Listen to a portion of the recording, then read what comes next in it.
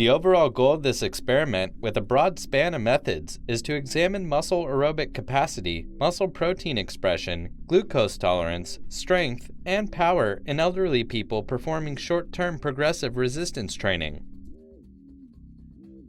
The methods used in this study, they are not unique, but by combining them with a broad spectrum of methods and applying them to studies of strength training in elderly, we were able to show very important results, not only concerning improvements in strength, which was expected, but also in muscle aerobic capacity, in insulin sensitivity, as well as other aspects in muscle tissue.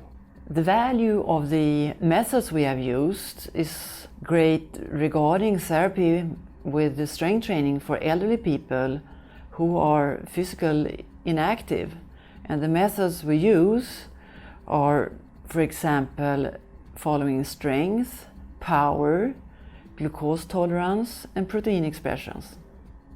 These methods, you can use them into rehabilitation with strength training for old people among the elderly. But in addition to this, you can even use them in other kind of contexts, such as sports physiology. Generally, individuals new to these methods will struggle from the multi-step process in examining protein expression in the muscle. And also, for the elderly subjects, will struggle from obtaining real maximal value for strength and power. These methods are developed in order to follow the changes in the muscle with power, energy, concentration.